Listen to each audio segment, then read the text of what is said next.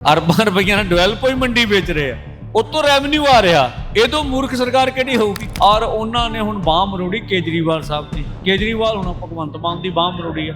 ਇਹ ਨਾ ਚਾਹੁੰਦਿਆਂ ਹੋਇਆਂ ਵੀ ਕਾਰਪੋਰੇਟ ਮਾਡਲ ਨੂੰ ਲਾਗੂ ਕਰ ਰਿਹਾ। ਮੁੱਖ ਮੰਤਰੀ ਪੰਜਾਬ ਦਾ ਰੋਲ ਕਿਹੋ ਜਿਹਾ ਦੇਖਦੇ ਹੋ? ਬੇਸ਼ੱਕ ਹੁਣ ਪਾਲਿਸੀ ਬਣਾਉਣ ਤੋਂ ਲੈ ਕੇ ਅੱਜ ਤੱਕ ਦੀ ਭੂਮਿਕਾ ਨੂੰ ਕਿਵੇਂ ਵੇਖਦੇ? ਸਾਡੇ ਮੁੱਖ ਮੰਤਰੀ ਦੀ ਕੋਈ ਭੂਮਿਕਾ ਨਹੀਂ। ਪਾਲਿਸੀ ਤਾਂ ਕੇਜਰੀਵਾਲ ਸਾਹਿਬ ਬਣਾ ਰਹੇ। ਪੰਜਾਬ ਵਰਗੀ ਇੰਨੀ ਉਪਜਾਊ ਜ਼ਮੀਨ ਜੇ ਘਟੂਗੀ ਉਹਦਾ ਅਨਾਜ ਦਾ ਸੰਕਟ ਤੇ ਬਣਨਾ। ਅੱਛਾ, ਕੀ ਜਿਹੜੀ ਇਸ ਗੱਲ ਨੂੰ ਪ੍ਰਚਾਰਿਆ ਜਾਂਦਾ ਵੀ ਖੇਤੀ ਜਿਹੜੀ ਹੈ ਹੁਣ ਲਾਹੇਵੰਦ ਧੰਦਾ ਨਹੀਂ ਰਹੀ, ਵੀ ਇਹਦੇ ਕਰਕੇ ਤੁਸੀਂ ਆਪਣੀ ਜ਼ਮੀਨ ਉਧਰ ਦੇ ਦਿਓ, ਕੀ ਲੱਗਦਾ ਸੱਚੀਓ ਖੇਤੀ ਲਾਹੇਵੰਦ ਧੰਦਾ ਨਹੀਂ ਹੈ ਜਾਂ ਫਿਰ ਇੱਕ ਏਜੰਡੇ ਦੇ ਤਹਿਤ ਗਾਂਹ ਤੋਰੀ ਜਾਂਦੀ ਗੱਲ?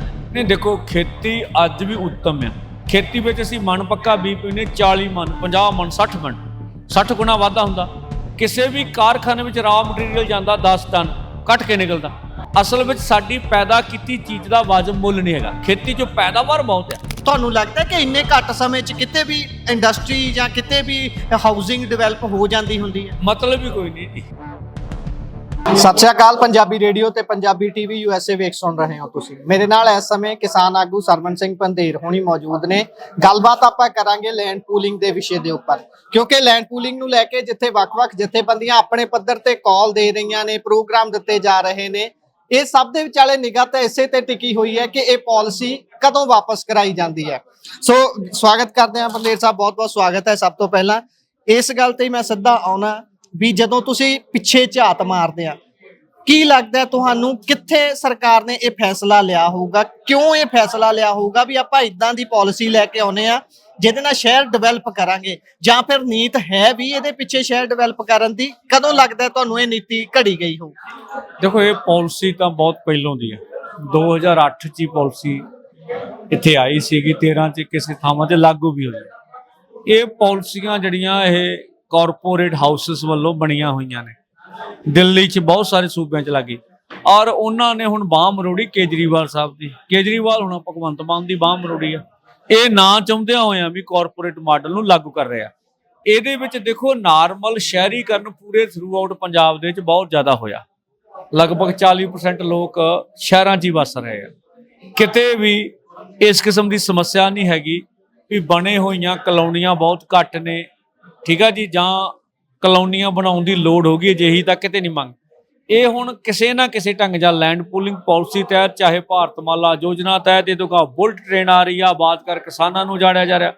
ਜਿਹੜਾ ਕਾਰਪੋਰੇਟ ਦਾ ਏਜੰਡਾ ਵੀ ਕਿਸਾਨਾਂ ਨੂੰ ਜ਼ਮੀਨਾਂ ਦੇ ਉੱਤੇ ਕਬਜ਼ਾ ਕਰਨਾ, ਉਸੇ ਨੀਤੀ ਤਹਿਤ ਹੀ ਇਹ ਫੈਸਲਾ ਕਰਕੇ ਸਾਡੇ ਨਾਲ ਆਏ ਹੋਏ ਆ। ਇਹਦੇ ਫੈਸਲੇ ਪਹਿਲੋਂ ਹੋ ਗਏ ਸੀ, ਹੁਣ ਅਸਲ ਰੰਗ ਸਾਨੂੰ ਨਜ਼ਰ ਆ ਰਿਹਾ। ਅੱਛਾ, ਮੁੱਖ ਮੰਤਰੀ ਪੰਜਾਬ ਦੀ ਭੂਮਿਕਾ ਇਹਦੇ ਵਿੱਚ ਕਿੰਨੀ ਕੁ ਦੇਖਦੇ ਹੋ? ਇਹ ਪਾਲਿਸੀ ਨੂੰ ਘੜਨ ਤੋਂ ਲੈ ਕੇ ਇੰਪਲੀਮੈਂਟ ਕਰਨ ਤੱਕ ਮੁੱਖ ਮੰਤਰੀ ਪੰਜਾਬ ਦਾ ਰੋਲ ਕਿਹੋ ਜਿਹਾ ਦੇਖਦੇ ਹੋ? ਬੇਸ਼ੱਕ ਹੁਣ ਤਾਂ ਉਹ ਟਿਚਰਾਂ ਤੱਕ ਕਰ ਦਿੰਦੇ ਨੇ ਕਿਸਾਨ ਆਗੂਆਂ ਨੂੰ ਵੀ ਇਹ ਕਿਹੜੇ ਕਿਸਾਨ ਆਗੂ ਨੇ, ਤਾਂ ਆਪਣੇ ਖੇਤ ਨਹੀਂ ਗਏ।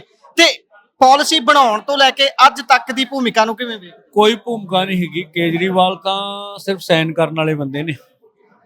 ਭੂਮਿਕਾ ਤਾਂ ਹੈ, ਸੌਰੀ, ਸਾਡੇ ਮੁੱਖ ਮੰਤਰੀ ਦੀ ਕੋਈ ਭੂਮਿਕਾ ਨਹੀਂ। ਪਾਲਿਸੀ ਤਾਂ ਕੇਜਰੀਵਾਲ ਸਾਹਿਬ ਬਣਾ ਰਹੇ ਨੇ, ਠੀਕ ਆ। ਦੇਖੋ ਇਹ ਤਾਂ ਖੁਦ ਵੀ ਖੇਤ ਨਹੀਂ ਜਾਂਦੇ ਰਹੇ। ਮਾਸਟਰ ਦਾ ਮੁੰਡਾ ਇਕੱਲਾ ਠੇਕੇ ਤੇ ਪੈਲੀ ਦਿੰਦੇ ਸੀ। ਦੇਖੋ ਕਿਸਾਨ ਰਹਿੰਦੇ ਵੀ ਖੇਤਾਂ 'ਚ ਆ, ਖੇਤਾਂ 'ਚ ਹੀ ਕੰਮ ਕਰਦੇ ਆ, ਔਰ ਜੇ ਕੋਈ ਲੀਡਰ ਆ ਤਾਂ ਉਹਨੇ ਲੀਡ ਕਰਨਾ ਹੁੰਦਾ। ਸਵਾਲ ਇਹ ਥੋੜਾ ਵੀ ਕੌਣ ਖੇਤ ਜਾਂਦਾ ਤੇ ਕੌਣ ਖੇਤ ਨਹੀਂ ਜਾਂਦਾ। ਸਵਾਲ ਇਹ ਆ ਵੀ ਤੁਸੀਂ ਜਿਹੜੀਆਂ ਕਿਸਾਨਾਂ ਵਿਰੁੱਧ ਗਲਤ ਪਾਲਿਸੀਆਂ ਲੈ ਕੇ ਆ ਰਹੇ ਹੋ, ਉਹ ਵਾਜਬ ਹੈ ਕਿ ਨਹੀਂ ਵਾਜਬ? ਕਿਸਾਨ ਲੀਡਰ ਹੀ ਨੇ ਨਾ ਜਿਹੜੇ ਪੰਜਾਬ ਦੇ ਵਿੱਚ ਪੰਜਾਬ ਸਰਕਾਰ ਦੀ ਨੀਤੀ ਨੂੰ ਅਪੋਜ਼ ਕਰ ਦਿੰਦੇ ਆ। ਇਸੇ ਕਰਕੇ ਕਿਸਾਨਾਂ ਦੀ ਕਿਰਦਾਰਕੁਸ਼ੀ ਕਰ ਲਈ ਜਿਹੇ ਬਿਆਨ ਦਿੱਤੇ ਜਾਂਦੇ। ਅੱਛਾ, ਇਸ ਤੋਂ ਵੀ ਅੱਗੇ ਜੇ ਆਪਾਂ ਗੱਲ ਕਰੀਏ ਵੀ ਖੇਤੀ ਹੇਠੋਂ ਜਾ ਰਹੀ ਜ਼ਮੀਨ, ਬੇਸ਼ੱਕ ਉਹ ਐਕਸਪ੍ਰੈਸ ਵੇ ਬਣਾਉਣ ਦੇ ਲਈ ਜਾਂਦੀ ਹੋਵੇ, ਬੇਸ਼ੱਕ ਐਕਸਪ੍ਰੈਸ ਵੇ ਦੇ ਨਾਲ ਜਿਹੜੇ ਰੈਸਟ ਰੂਮ ਬਣਨੇ ਨੇ ਉਹਨਾਂ ਦੇ ਤਹਿਤ ਜਾਂਦੀ ਹੋਵੇ, ਬੇਸ਼ੱਕ ਉਹ ਟ੍ਰੇਨ ਨੂੰ ਰਾਹ ਦੇਣ ਦੇ ਲਈ, ਬੁਲਟ ਟ੍ਰੇਨ ਨੂੰ ਰਾਹ ਦੇਣ ਦੇ ਲਈ ਜ਼ਮੀਨ ਜਾਣੀ ਹੋਵੇ, ਬੇਸ਼ੱਕ ਉਸ ਤੋਂ ਵੀ ਅੱਗੇ ਹੁਣ ਬਹੁਤ ਸਾਰੀਆਂ ਹੋਰ ਸਕੀਮਾਂ ਪਾਈਪਲਾਈਨ ਦੇ ਵਿੱਚ ਦੱਸੀਆਂ ਜਾ ਰਹੀਆਂ ਨੇ, ਉਹਨਾਂ ਦੇ ਨਾਲ ਹੀ ਆਪਾਂ ਇਹ ਡਿਵੈਲਪਮੈਂਟ ਨੂੰ ਲੈ ਲਈਏ।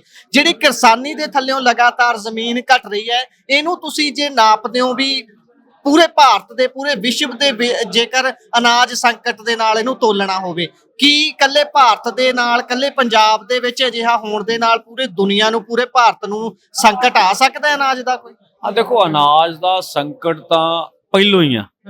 ਜਿਹੜਾ ਰਸ਼ੀਆ ਯੂਕਰੇਨ ਮਸਲਾ ਚੱਲ ਰਿਹਾ ਉਹਦੇ ਕਰਕੇ ਕੋਈ ਬਹੁਤ ਵੱਡੀ ਪ੍ਰੋਡਕਸ਼ਨ ਉੱਥੋਂ ਬੰਦ ਹੋ ਗਈ ਹੈਗੀ ਹੈ ਔਰ ਲਗਾਤਾਰ ਉਪਜਾਊ ਜ਼ਮੀਨਾਂ ਪੰਜਾਬ ਵਰਗੀ ਇੰਨੀ ਉਪਜਾਊ ਜ਼ਮੀਨ ਜੇ ਘਟੂਗੀ ਉਹਦਾ ਅਨਾਜ ਦਾ ਸੰਕਟ ਤੇ ਬਣਨਾ। ਅਸਲ ਵਿੱਚ ਹੈ ਵੀ ਕੱਚੇ ਮਾਲ ਤੇ ਕਬਜ਼ਾ ਲੈਣਾ ਕਾਰਪੋਰੇਟ ਨੇ, ਕੱਚੇ ਮਾਲ ਤੇ ਸਾਡਾ ਕਬਜ਼ਾ, ਉਹਦੇ ਵਾਸਤੇ ਉਹ ਜ਼ਮੀਨਾਂ ਦੇ ਧਾਵਾ ਬੋਲ ਰਿਹਾ ਹੈਗਾ ਔਰ ਹਜੇ ਕੱਚੇ ਮਾਲ ਤੇ ਕਿਸਾਨਾਂ ਦਾ ਕਬਜ਼ਾ ਹੈਗਾ। ਅਨਾਜ ਦਾ ਸੰਕਟ ਹੈਗਾ, ਇਹ ਹੋਰ ਵਧੂਗਾ, ਇਹ 'ਚ ਕੋਈ ਰੌਲਾ ਨਹੀਂ ਹੈਗਾ। ਅਸਲ ਵਿੱਚ ਉਹ ਕੱਚੇ ਮਾਲ ਤੇ ਕਬਜ਼ਾ ਲੈ ਕੇ ਮੁੜ ਕੇ ਭਾਵੇਂ ਜਿਹੜੇ ਖਪਤਕਾਰ ਉਹਨਾਂ ਨੂੰ 500 ਰੁਪਏ ਕਿਲੋ ਆਟਾ ਵੇਚਣ। ਤੋਂ ਲੜਾਈ ਤਾਂ ਹੈਗੀ ਬੇਸਿਕਲੀ ਜਿਹੜੇ ਵੀ ਸਾਡੇ ਆਰਥਿਕ ਸੋਮੇ ਦੇਸ਼ ਦੇ ਵਿੱਚ ਉਹਨਾਂ ਦੇ ਕਾਰਪੋਰੇਟ ਦਾ ਕਬਜ਼ਾ ਕਰਨਾ। ਅਨਾਜ ਵੀ ਇੱਕ ਸੋਮਾ ਹੈਗਾ, ਅਨਾਜ ਦੇ ਸੋਮੇ ਵਾਸਤੇ ਜ਼ਮੀਨ ਤੇ ਕਬਜ਼ਾ ਕਰਨਾ ਜ਼ਰੂਰੀ ਹੈ, ਇਸ ਕਰਕੇ ਕਬਜ਼ਾ ਹੋ ਰਿਹਾ ਹੈਗਾ। ਸੰਕਟ ਅਨਾਜ ਦਾ ਵੈਸੇ ਬਹੁਤ ਵੱਡਾ। ਅੱਛਾ, ਕੀ ਜਿਹੜੀ ਇਸ ਗੱਲ ਨੂੰ ਪ੍ਰਚਾਰਿਆ ਜਾਂਦਾ ਵੀ ਖੇਤੀ ਜਿਹੜੀ ਹੈ ਹੁਣ ਲਾਹੇਵੰਦ ਧੰਦਾ ਨਹੀਂ ਰਹੀ, ਵੀ ਇਹਦੇ ਕਰਕੇ ਤੁਸੀਂ ਆਪਣੀ ਜ਼ਮੀਨ ਉਧਰ ਦੇ ਦਿਓ, ਕੀ ਲੱਗਦਾ ਸੱਚੀਓ ਖੇਤੀ ਲਾਹੇਵੰਦ ਧੰਦਾ ਨਹੀਂ ਹੈ ਜਾਂ ਫਿਰ ਇੱਕ ਏਜੰਡੇ ਦੇ ਤਹਿਤ ਗਾਂਹ ਤੋਰੀ ਜਾਂਦੀ ਗੱਲ ਹੈ? ਨਹੀਂ, ਦੇਖੋ ਖੇਤੀ ਅੱਜ ਵੀ ਉੱਤਮ ਆ, ਖੇਤੀ ਦੀ ਪ੍ਰੋਡਕਸ਼ਨ ਸਭ ਤੋਂ ਵੱਧ ਹੈ ਦੁਨੀਆ ਦੇ ਵਿੱਚ। ਕੋਈ ਇਹੋ ਜਿਹਾ ਹੋਰ ਕਾਰਖਾਨਾ ਜਿਹੜਾ ਪ੍ਰੋਡਕਸ਼ਨ ਕਰੇ। ਖੇਤੀ ਵਿੱਚ ਅਸੀਂ ਮਨ ਪੱਕਾ ਬੀਜ ਪੈਂਦੇ 40 ਮਨ 50 ਮਨ 60 ਮਨ 60 ਗੁਣਾ ਵਾਧਾ ਹੁੰਦਾ। ਕਿਸੇ ਵੀ ਕਾਰਖਾਨੇ ਵਿੱਚ ਰਾ ਮਟੀਰੀਅਲ ਜਾਂਦਾ 10 ਟਨ ਕੱਟ ਕੇ ਨਿਕਲਦਾ। ਅਸਲ ਵਿੱਚ ਸਾਡੀ ਪੈਦਾ ਕੀਤੀ ਚੀਜ਼ ਦਾ ਵਾਜਬ ਮੁੱਲ ਨਹੀਂ ਹੈਗਾ। ਖੇਤੀ 'ਚ ਪੈਦਾਵਾਰ ਬਹੁਤ ਹੈ, ਖੇਤੀ ਕਿਤੇ ਘਾਟੇ ਮੰਦਾ ਸੌਦਾ ਨਹੀਂ, ਪਰ ਜਿਹੜੇ ਸਾਡੀਆਂ ਹਾਕਮ ਸਰਕਾਰਾਂ ਨੇ ਉਹ ਸਾਨੂੰ ਉਹਦਾ ਵਾਜਬ ਮੁੱਲ ਨਹੀਂ ਦੇ ਰਹੀ। ਅੱਛਾ, ਐ ਨਹੀਂ ਲੱਗਦਾ ਕਿ ਪਾਲਿਸੀਆਂ ਖੇਤੀ ਦੇ ਨਾਲ ਸੰਬੰਧਿਤ ਇੰਡਸਟਰੀ ਲਾਉਣ ਨੂੰ ਲੈ ਕੇ, ਫਸਲ ਦੀ ਚਕਾਈ ਨੂੰ ਲੈ ਕੇ, ਵਧੀਆ ਮੰਡੀਕਰਨ ਨੂੰ ਲੈ ਕੇ ਹੋਣੀਆਂ ਚਾਹੀਦੀਆਂ ਨੇ ਇਹੋ ਜੀ ਦੇ ਮੁਕਾਬਲੇ, ਇਹੋ ਜੀ ਪਾਲਿਸੀ ਦੇ ਮੁਕਾਬਲੇ? ਹਾਂ ਬਿਲਕੁਲ, ਉਹ ਤਾਂ ਦੇਖੋ ਜਿਹੜੀ ਆ ਕੁੱਕੜ ਪਿੰਡ ਦੀ ਮੰਡੀ ਉਹ ਵੀ ਉਹਨਾਂ ਵੇਚ ਦਿੱਤੀ। ਅਰਬਾਂ ਰੁਪਈਆ ਨਾਲ ਡਿਵੈਲਪ ਹੋਈ ਮੰਡੀ ਵੇਚ ਰਹੇ ਆ, ਉਤੋਂ ਰੈਵਨਿਊ ਆ ਰਿਹਾ। ਇਹ ਤੋਂ ਮੂਰਖ ਸਰਕਾਰ ਕਿਹੜੀ ਹੋਊਗੀ?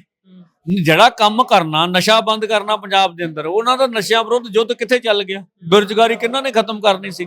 ਐਜੂਕੇਸ਼ਨ ਦਾ ਹਾਲ ਕੀ ਆ? ਇੱਥੇ ਸਿਹਤ ਸਹੂਲਤਾਂ ਦਾ ਹਾਲ ਕੀ ਆ? ਲਾਂ ਐਂਡ ਆਰਡਰ ਦੇ ਹਾਲਾਤ ਕੀ ਹੈਗੇ? ਜਿਹੜਾ ਕੰਮ ਕਰਨਾ ਉਹ ਤਾਂ ਕਰਨਾ ਨਹੀਂ। ਕਹਿੰਦੇ ਸੀ ਪੰਜਾਬ ਦਾ ਖਜ਼ਾਨਾ ਭਰ ਦਾਂਗੇ, ਉਹ ਪਹਿਲੋਂ ਭਾਂਪਾਂ ਕਰ ਰਿਹਾ, ਕਰਜ਼ਾਈ ਕਰ ਰਹੇ ਆ ਪੰਜਾਬ ਨੂੰ।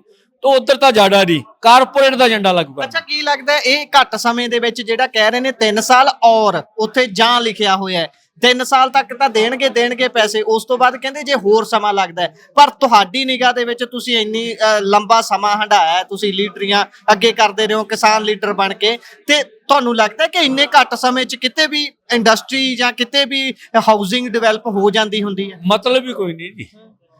ਇਹਨਾਂ ਦੀਆਂ ਆਪਣੀਆਂ ਪੁੱਡਾ ਕਮਾਂਡਾਂ ਦੀਆਂ ਕਲੋਨੀਆਂ 20 ਸਾਲ ਤੋਂ ਡਿਵੈਲਪ ਨਹੀਂ ਹੋਈਆਂ ਹੈਗੀਆਂ।